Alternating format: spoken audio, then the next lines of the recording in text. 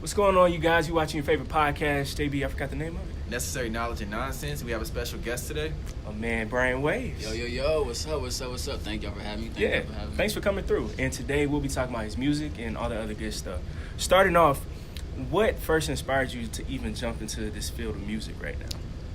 Man, you see it, especially in today's society, you see a scene of like a bunch of misconstrued views and, you know, a bunch of things that are really flawed in the sense of people's perspective. You know what I'm saying?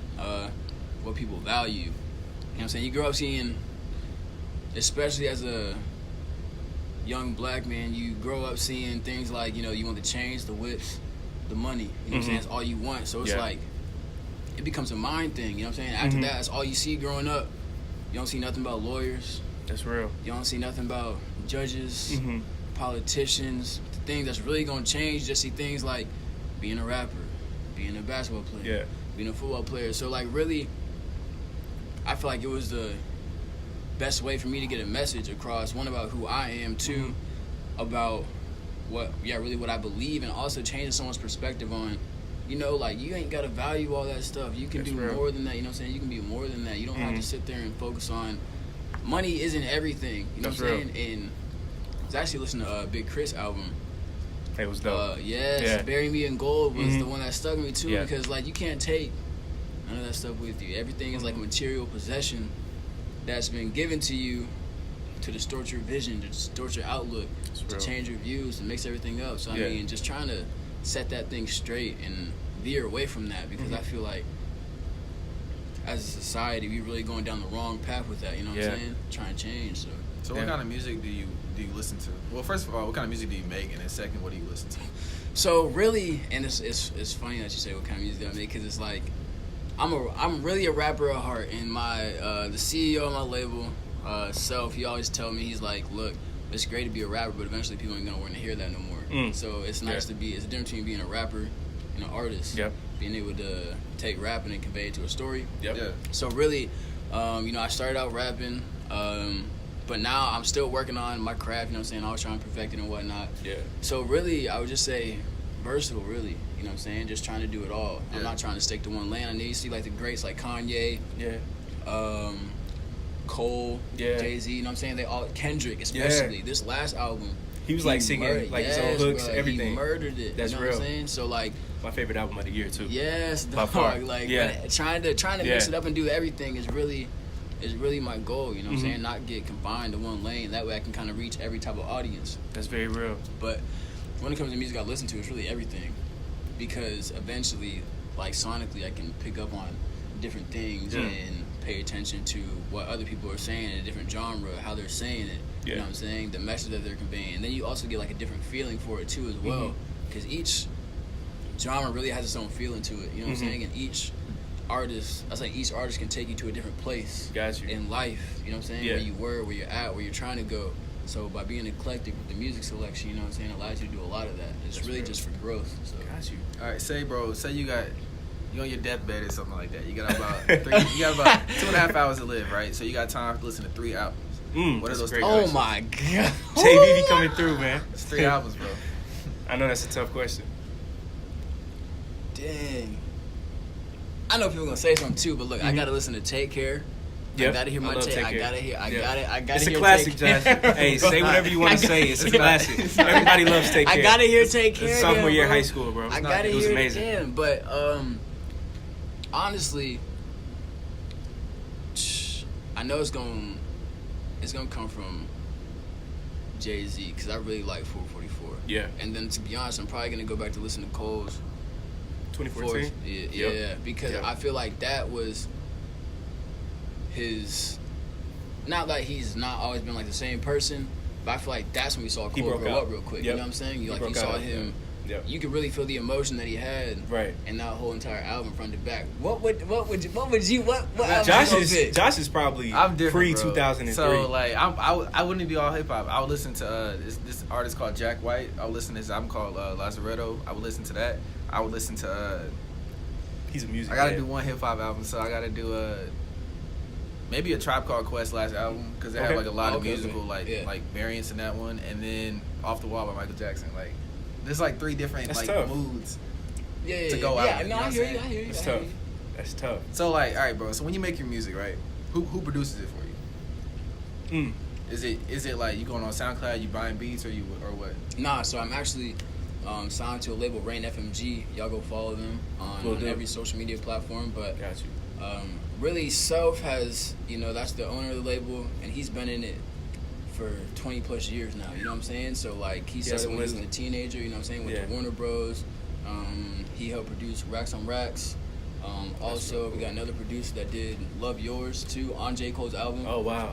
Yeah, so I mean, he really helps me in the sense of like growth, and I really don't give him enough credit all the time too, because I'd be stubborn sometimes to be like, no, I don't like that. Toss it out. I don't like that. Toss it out. And I'd be really getting mad. I'm like, come on now, like that. It was fire. Like, but you don't. But it's not, you know what I'm saying. But it's nice to have someone there to like push you and make sure you're staying on track. So everything come in house. Beats come in house. Mixing come in house. Engineering. In-home studio too. Got a nice setup, you know what I'm saying? So we try to keep everything in-house, because coming up in the music industry, a lot of people don't realize, like, you have to have a team, but you have to have a solid team too. Like, it's the difference between having that person that's like, oh yeah, I'm down, you know what I'm saying, I'm gonna help you out, versus that person that's gonna drop everything they're doing. Y'all gotta go on tour.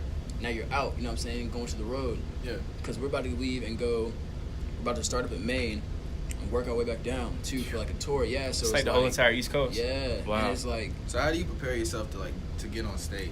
Yeah, that's a great question too, man. Who like, because a lot of rappers are known to have honestly like mediocre shows where like, you know what I'm saying, like you're stiff on stage and there's not like a lot of crowd involvement. So how do you like prepare yourself for that and like to grow as a performer? It's good. So anytime like, and I'm still working on the performance part too, no doubt. That takes a lot of time. I know you know that. What I'm saying? So really just getting in that zone, and whatever song you about to go perform, you gotta go back to that energy. You gotta go back to that feeling that you had when you made the song, you know what I'm saying? Because you gotta draw on that. Some songs you can't just get up and go out there and perform, you know what I'm saying? You gotta like get in a zone, whether it's meditating, whether it's listening to the song, thinking about the points you were at, you know what I'm saying? Whether it's praying or anything like that, you know what I'm saying? Whatever takes you to that zone, whatever takes you back to that point in time and how you felt, then you got to draw on that, really. Because it's really all about the feeling, because if they can't, he was telling me yesterday, actually, so, you can rap all day, but it's a difference between rapping and just rapping and spitting words on the mic, or as opposed to really putting your emotions into it, you know what I'm saying, so they can connect with you. Telling the story. Yeah. Exactly. So how exactly did you get signed? Because you already know here in Atlanta, Georgia, period, so many artists that's trying to make it. But for you to be someone that plays sports at a high level and you were able to transition and then get signed to a label, like that sounds like it's very difficult. Man, hell yeah. And the thing was too, and I always tell them this, I was actually supposed to be signed with them a couple years ago. Okay. I didn't think I was serious though when I was still at Reinhardt. Right, like, playing football, still in school and whatnot. But Truth, actually, he's like my older brother. When we worked at Cool Ray together, actually, in Marietta, he was always out there rapping and stuff like that. He was into battle rap, big battle rap, you know what I'm saying, like that, could freestyle for days. His brother also worked at Cool Ray too at the time. Got you. Brandon, one of the producers. And I was always talking to him, you know what I'm saying, like, hey, so how'd y'all get started in music, learning and whatnot? And I was like, all right, well, I'm going to try to be a rapper, you know what I'm saying? I'm going to try to be an artist. So I hopped into it, I was going to Brandon's in-house studio and whatnot, recording some stuff here and there. And now that I look back on it, it was really trash. But, everybody got to start somewhere. Everybody got to start somewhere. You got to start somewhere. But looking back on it now, I was like, dang, like, I can't believe I was saying stuff like that. Yeah. But, so that relationship started back then, and that was probably like 3-4 years ago when that started. And then after I graduated, I hit him up. I was like, look, man, I got all the time in the world right now. Like, I'm really trying to do this. Like, this is, you know what I'm saying? Because it was for a good, my last year of college, all I would think about. They say, like, whatever you think about when you wake up in the morning first, you got to do it every day. You know what I'm saying? That's your passion. So that's really how I felt going forward with music. So I signed with them in March, so it's about to be a year coming up. Okay. And then really just started moving from there. Yeah. That's awesome. So what'd you major in? Business. Do you think that's gonna do you value that degree, or are you more concerned with like your music? And we were just talking about school too. Cause like me personally, I don't want to be in school right now. But it's like I'm like a lot of kids too, man. I'm a junior, so it's kind of like there's no point in dropping out. But it's also like if I don't feel like I'm going to use the degree, then I'm also going to waste another 2 years trying to finish this out. So that's real. How did you feel? So I went to college because I was the first one to go in my family, you know what I'm saying? Yeah. So it was like an accomplishment. I really did it for my parents and whatnot. Mm-hmm. Also to play football as well. Yeah. But my parents felt like that hindered them trying to get back into the workforce and stuff like that, not having a college degree and whatnot. So I understand the importance of that, but I'm full-fledged with music though, you know what I'm saying? And the things that I wasn't taught in college, I really had like a scheme. So whatever I wasn't taught in college, I was going to learn in the workforce, you know what I'm saying? So out of college, I went to work for Edward Jones to learn like financials and whatnot. Yeah. And I started. And after a while, I was like, you know what I'm saying? I'm learning about stocks and stuff like that. So what's the next venture after this? So then it was real estate, you know what I'm saying? I don't know what it's going to be next, but just getting paid to learn, really. You know what I'm saying? They put you on a little salary, go through their training program and whatnot. So I'm like, all right, bet, cool. I got me over here studying. I'm getting paid, too, to learn. And I think knowledge is the important piece. And I think that's what gets some people, too, is like, me personally, I don't think if you're a business major that your degree is necessary. Yeah. Because they're going to teach you, like I was saying earlier, they're going to teach you whatever you need to know to be successful in that industry. Right. And everybody's going to train you.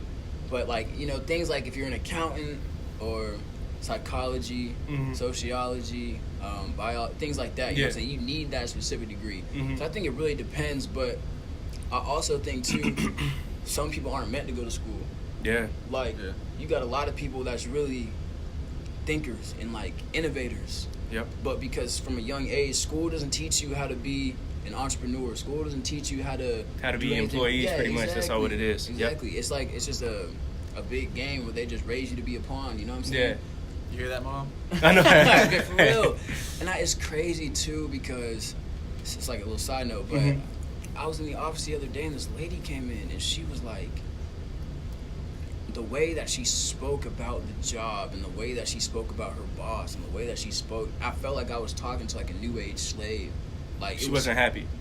She was. And that's she was happy. Yeah, some people are actually like, they're happy and they're like satisfied with like linear lives where like it's just like you do this, you do that. And see, to me, I just find that so scary because you do pretty much school all over again. Like you're at work from 9 to 5. You hate the people that you know you're probably working with, your boss, all of that stuff. But you pretty much repeat the same cycle for like 30 plus years.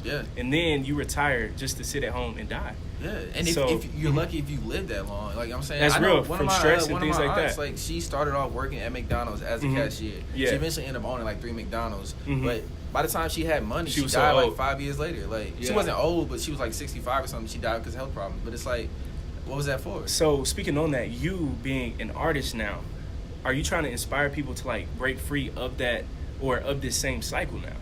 No, yeah, of course, like most definitely, because you need to empower people in their mind, their thought process, you know what I'm saying? You got to make them think outside the box. A lot of people aren't millionaires because they don't want to be millionaires, you know what I'm saying? If I told you that you had to wake up every morning at 5 a.m. and not go to sleep until midnight, but I could guarantee that you was going to be a millionaire, you do it. Because now you know that all the hard work is going to pay off. You know what I'm saying? A lot of people don't want to work hard because they're afraid. No one wants to work a 12-hour day and fail. You know what I'm saying? That's why people do what he said earlier with the lady. Because it's like, it's comforting knowing it's that safe. you're guaranteed you know something. But there are people who need that lifestyle, but there are also people who don't. But then you work that hard just to pay it off with bills. Yeah. But some people are stress, comfortable like in that. just like same thing every day. Routine. Yeah, same thing every day. I hate a routine. Like I'm the same way.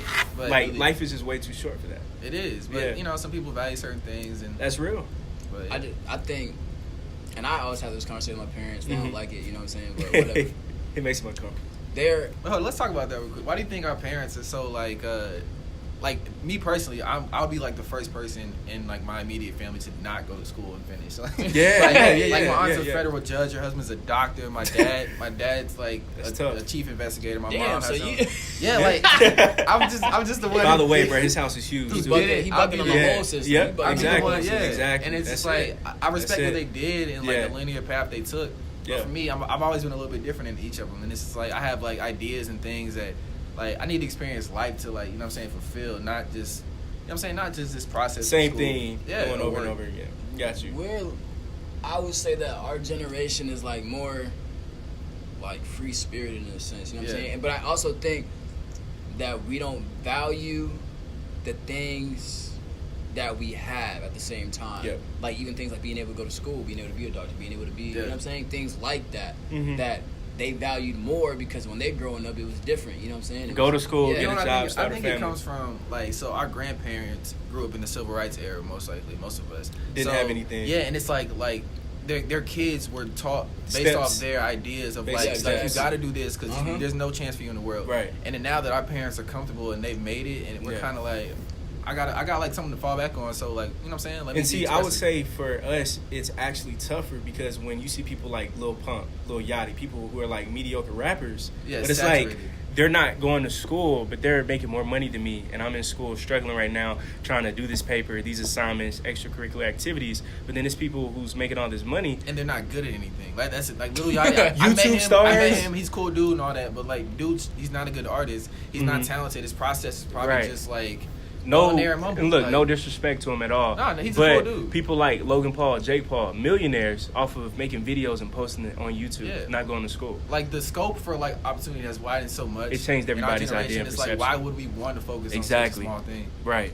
So, I guess my question to y'all then would be like, this thing that I keep having to ask myself like over and over and over again. Like I'm an avid reader, you know what I'm saying? I read all the time. That's a very good thing. But it's like, you have all the knowledge, but knowledge isn't anything if you don't put it into action, you know what I'm saying? So it's like, and that's the thing too, that people always talking about being woke, this, that, and the third. That's a saturated term. You know what I'm saying? You can be woke, but not do anything with being woke. You know what I'm saying? You can be woke. Charlamagne said some people are woke, so woke they tired. Like, I'm taking that. That's real. That's real. For real, like people out here saying like, oh yeah, I'm woke, but you're not doing nothing you're not doing anything to advance society or even advance the person next to you. So That's like, real. what's the point of being woke? Yeah, I don't like the whole woke thing. I don't like empty complaints. People complain about such crazy things. Yeah. Like, and it's just like, bro, like, I don't know. Everybody has a privilege in life, and everybody has a disadvantage, depending on who you are. If you're attractive, that's a privilege. You didn't choose it. You're born with it. Yeah. And it's like, you got to use that, and people shouldn't be mad, like, because they don't have certain privileges. You got to, like, look at what you have, and, like, you know what I'm saying, like, utilize that. Yeah. So the whole, like, being woke thing to me is kind of just like, man, whatever. I feel like the Black Lives Matter movement kind of propelled that, and then through that, people tried to become woke because you pretty much had no option, because it was like right in your face. CNN, you saw Eric Gardner was being killed. You saw Trayvon Martin being killed But that's in been front of happening you. for you. Like, I listened Yeah. to old hip hop, right? Talking about the same dude who was issues. shot like 90 times by the cops in New York one time. His name was Sean something. Yeah, it happens all the time. It's just that now people are social media made it more. Like, I got it from my music. Somewhat. Y'all got it from Twitter hashtags. Exactly. Like, it's been there. It's just that, you know what I'm saying, it's a different type of avenue of how I'm getting it. Yep. That's real. And we only got 2 more minutes left. 1 minute left. So before we even sign off, where can people reach you? Not just that, why should people listen to your music? Because when I heard it, first thing I told Josh was, this sounds so professional. The sound quality, everything was clean and amazing. I mean, y'all can find me like Bryant Waves on all social media platforms, but I mean, really, I'm not gonna be here to convince people to listen to my music. Like, you're gonna have to listen, and then you're gonna have some people that feel what you're talking about. Yeah. Some people want to listen to the Lil Uzis and the Lil Yachty's and stuff like that. You know what I'm saying? So it's more so, I'm just trying to tell a story about me and like my views on life, and at the same time, just empower somebody's mind, you know what I'm saying, to do something different. Like, if you got a dream, go out and chase the dream. Like, don't be scared to take that leap of faith. Yeah. You know what I'm saying? People will make the climb all the way to the highest mountain in the world and get nervous. Yeah. And stop. Yeah. And jump off. Yeah. And just, you know what I'm saying, and never go back. Yeah. Because of fear, but they're like right there, you know what I'm saying? Sometimes it's only that extra push and that extra step that'll take you from here to here and allow you to achieve everything in life you want to achieve. Yeah. You know what I'm saying? I'm just here to like inspire people. Really, it's nothing like, I'm not here to throw shade. I'm not here to talk about a bunch of bull, you know what I'm saying? Or the chains, whips, and the money is not what y'all gonna get from me. I love that. You know what I'm saying? So like, that's what y'all listen to. I mean, maybe later on, if I'm lit in the studio, bored. Yeah. But, you know, you feel me? Yeah. But as of right now, really just trying to send, like, a positive message, especially to the youth, too. Because I feel like they've really been misguided. I feel like we're letting down the kids of the generation and stuff like that by the things that we're talking about, too. And people look up to you whether you think it or not. Like, you don't know who could watch this podcast. You know what I'm saying? If it's a little kid and he hears someone say something and he's like, oh, dang, word, that's cool. That's cool. Yeah. You know what I'm saying? So, Man, thank you again, bro. Yeah, dog. Like, much love for real. Hey, how you doing? Oh, you're good. You're good. I thought he was just sitting there. No, it's fine. Excuse me. Is that enough space for you? All Nope. right, Sorry. Let's just keep that in, bro. Yeah, hey, we might as well. Thank you guys for watching. Please subscribe, hit that notification bell as well. Say your name one more Share. time, bro. Bryant Waves. Check them out. Beautiful music, man. But thank you guys for all the love, all the support, necessary knowledge and nonsense. Thank you guys again. Yeah. Peace. Yeah.